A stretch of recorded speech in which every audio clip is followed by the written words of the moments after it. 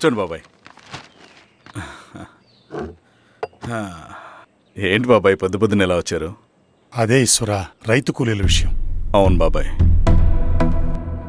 ఈ విషయం పెద్దది కాకుండానే ఇక్కడే తుంచేయాలి. ఊళ్ళో అందరి సమస్య అదే ఈశ్వర. వాళ్ళు సరిగ్గా సమయం చూసి కూలీ రేట్లు పెంచమంటున్నారు. ఒక 5-10 అయితే మనకు పెద్దగా బాధ ఉండేది కాదు. ఏకంగా 50 రూపాయలు పెంచమంటున్నారు. ఇక మనకు మిగిలేదేంటన్నా?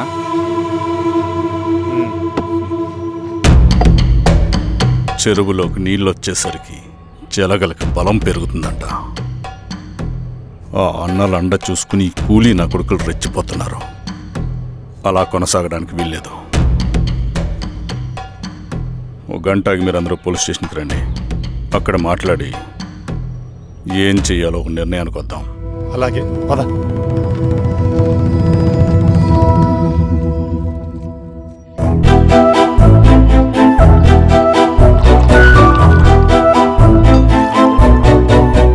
బాబు సార్, స్టేషన్కి ఓ 10 టీలు త్వరగా పంపించు. Okay sir. Okay sir.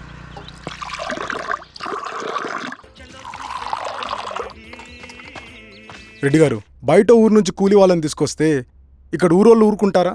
గొడవలకు వస్తారండి. నాకు లా అండ్ ఆర్డర్ ఇష్యూ అవుతుంది. వాళ్ళు గొడవకు దిగితే మేమన్నా వాచమలమా?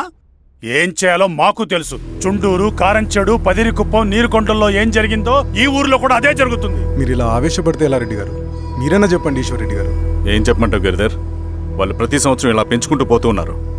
ఈ సంవత్సరం 50, వచ్చే సంవత్సరం ఎంతని ఎవరికని వాళ్ళు అడిగిందంతా ఇచ్చుకుంటూ పోతూ ఉండాలా మేము? వచ్చే సంవత్సరం పెంచర్లేండి సార్. సరే, అలాగని వాళ్ళని రాసిమ్మని చెప్పండి, అప్పుడు చూద్దాం. వీరస్వామి, ఆ నరసింహ గారిని పిలువు. సార్, నరసింహ గారు సార్ పిలుస్తున్నారు. నమస్తే సార్. నమస్తే, కూర్చోండి సార్. టీ. నమస్కారం. నమస్తే సార్. టీ అందరికీ చూడండి నరసింహులు గారు, మీరు అడిగింది ఇవ్వటానికి వాళ్ళు సిద్ధంగా ఉన్నారు. కానీ వచ్చే సంవత్సరం మీరు కూలీల రేటు పెంచబోమని హామీ ఇవ్వాలి. వచ్చే సంవత్సరం మిగిలిన వస్తువుల ధరలు పెరగవని మీరు హామీ ఇవ్వండి, అలాగే మేము ఇస్తాం. మేము అడిగింది మీ చేతిలో ఉంది, మీరు అడిగింది మాత్రం మా చేతిలో లేదు. వాళ్ళ చేతిలో ఉంది సార్, అంతా అన్నల చేతిలో ఉంది. సార్, వాళ్ళెవరో మాకు తెలియదు. మేమెవరి చేతుల్లో కీలువమనం కాదు. ఇది మా రైతు కూలీలందరం కలిసి సమిష్టిగా తీసుకున్న నిర్ణయం.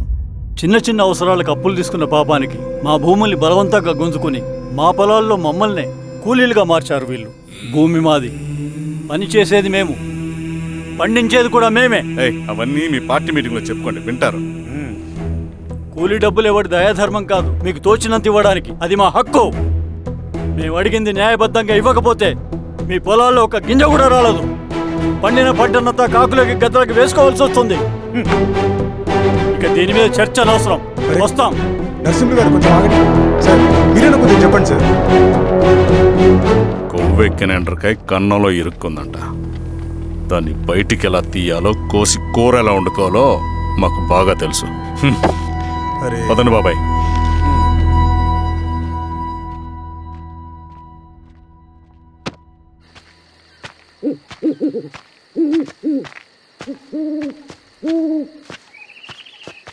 లాల్ సలాం కామ్రేడ్. లాల్ సలాం. ఇంత పొద్దున లేచారంటన్నా? విప్లవకారుల జీవితాలు ఇంతే కదా రవి. 15 ఏళ్ళుగా ఇదే జీవితమే కదా బతుకుతున్నాను. ఎటువైపు నుంచి ఎవడొచ్చి అటాక్ చేస్తాడో తెలీదు. పరిగెడుతూనే ఉండాలి. ఈ అడవిలో కడుపు నిండా తిండి, కంటి నిండా నిద్ర కూడా ఉండదు. ఒక్కొక్కసారి తాగడానికి చుక్క నీరు కూడా దొరకదు.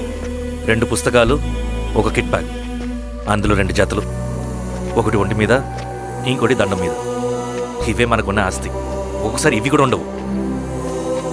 బార్డర్లో సైనికుడు లాంటి వాడే, అడవిలో విప్లవకారుడు కూడా. ఇదంతా జనం కోసం, వాళ్ళ బతుకుల్లో వెలుగు కోసం. సరే, ఏం సమాచారం? కూలీ రేట్లు పెంచే విషయంలో భూస్వాములు చాలా పట్టుదలగా ఉన్నారన్నా. కానీ మన నరసింహ నన్ను ఒప్పుకోలేదు. మీటింగ్ అయ్యాక వెళ్తూ కోపంగా ఏదో మాట్లాడారన్నా. నాకెందుకు అనుమానంగా ఉంది.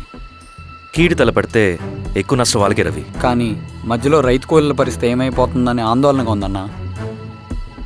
చదరంగంలో నిలబడ్డాక చావుకి వెరవకూడదు రవి. ఇన్నాళ్ళు వాళ్ళు ఇచ్చిన పావలాకి 10 పైసలకి కూలి చేశారు. వాళ్ళ జీవితాలు బాగుపడాలంటే మనమెత్తిన పిడికిని దించకూడదు.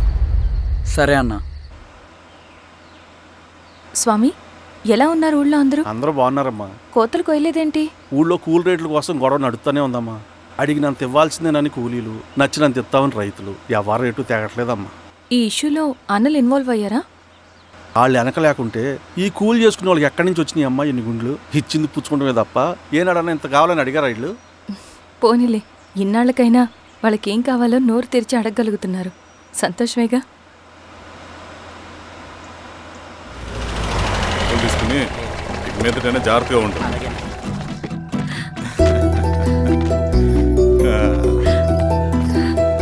బాగున్నావమ్మా?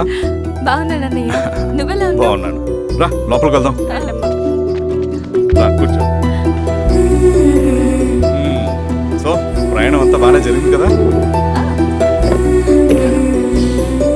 నీ ఫేవరెట్ నెత్తిపూరి.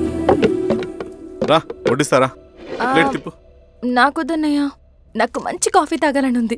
అమ్మో, నీకు నచ్చినట్టు కాఫీ చేయాలంటే ఆ దేవుడి దిగి రావాలి తల్లి. ఏంటో అన్నయ్య, మంచి కాఫీ తాగకపోతే ఇక ఆ రోజంతా అదోలా ఉంటుంది నాకు. రేయ్ సామే, అర్థమైంది. శిరీష్ అమ్మకి మంచి కాఫీ కావాలి, అంతేగా నేను వెళ్ళి పట్టుకొచ్చేస్తా. ఎక్కడికి స్వామి? మన ఊళ్ళో మెగాస్టార్ హోటల్ ఉందమ్మా, అందులో కాఫీ చాలా బాగుంటుంది. నేను వెళ్ళి పట్టుకొచ్చేస్తా. స్వామి, కాఫీ అంటే అక్కడికి వెళ్ళి వేడి వేడిగా తాగాలి. నేను వస్తాను పద. అవునమ్మా, అక్కడ నేను కూడా తాగాను, చాలా బాగుంటుంది. వెళ్ళు. థ్యాంక్ యూ అన్నయ్య. ఆడుతూ పాడుతూ పని చేస్తాం.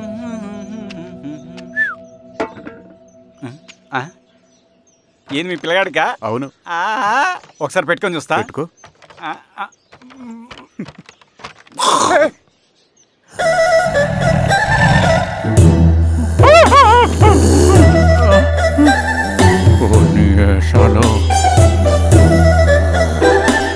ఎన్ని బట్టలు ఉంటే చూడండి, బట్టలు లేకుండా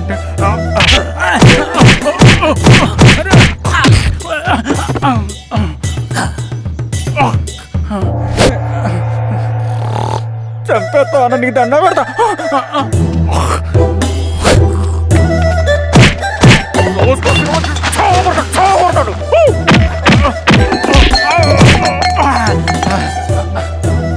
నేనన్నా బొట్టుని ఏందన్నా నన్ను చంపుతాయంది.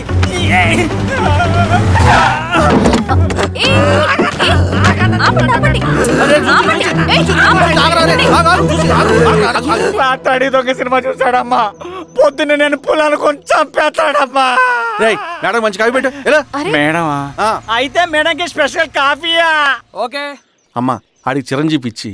పిచ్చా? కాదమ్మా, ఫ్యాను. రండమ్మా కాఫీ తాదు రండి. కూర్చోండి అమ్మా. ఏంటి స్వామి ఇతను? చాలా మంచోడమ్మా. మెగాస్టార్ సినిమాలు చూసిన వాళ్ళు అయిపోతాడు. స్వామి అమ్మా, ఈ కాఫీ నేను ఎక్కడో తాగాను. మేడంకి స్పెషల్ కాఫీయా? పద మేడం రాసుకో చూచి. కూర్చో.